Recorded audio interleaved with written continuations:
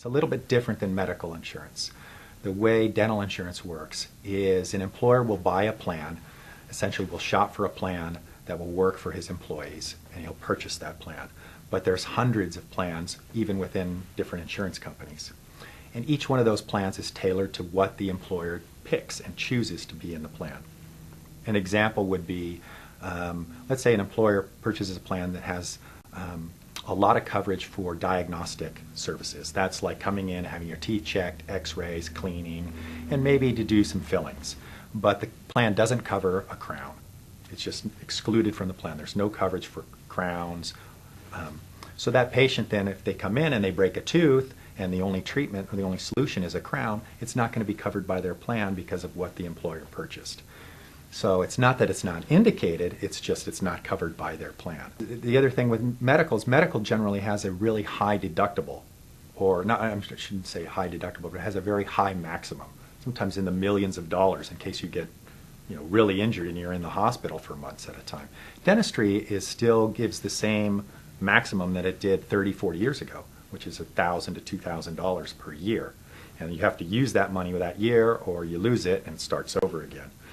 The problem with it is that was great back in the late 60s, early 70s, but it hasn't kept pace with inflation, and now that $1,000 doesn't go very far. Whereas medical insurance, it pays 70% or 80% of a procedure and keeps going up to millions of dollars, where dental insurance is just based on a calendar, so it is a lot different. One of the things with all the training that I have now is that I am able to apply a lot of different avenues towards a patient's problem. So yes, I can find something that is a solution for what a person is seeking. A lot of patients will come in and they'll say, well, I went to dentist X, Y, and Z, and they all told me I was going to lose all my teeth and that I need to have dentures. And my mom wore dentures, my dad wore dentures, they hated them, and the last thing I want to do is wear dentures. Is there anything else you can do for me? And yeah, and there's a lot of things we can do nowadays.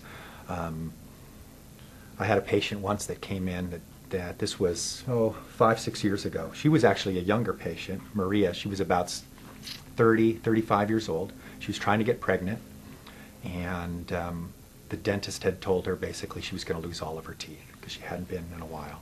And she came in and she was just crying about it because she had only been married for 5, 6 years, and now she was being told that she's going to lose all her teeth. And she just didn't want to have that happen.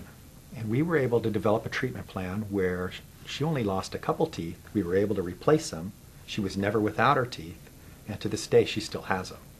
So that was really exciting. And there's actually she gives a really nice testimonial on our website about that. But she's a really cute lady, and it's just you get a lot of joy and satisfaction from that. But yeah, there's a lot of avenues, and I think one of the problems with general dentistry today is a lot of dentists will get confined to what they were trained in dental school and don't go on and learn something new, because the profession is changing. I mean, just around us today, technology is changing, but that's also driving science and what we do.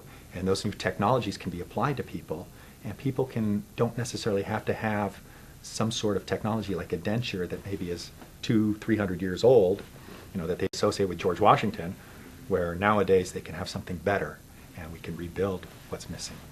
So one of the things that we do for everybody in our office is we do a complimentary benefits check when they first come in. And the reason we do that is so that they know their coverage up front, so there's no surprises later.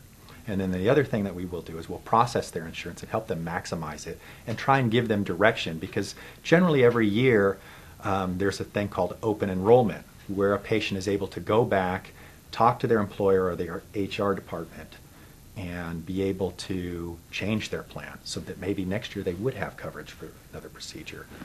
But usually the idea that the insurance company is rejecting something isn't because it's not needed or not indicated, it's because it's not covered by the plan.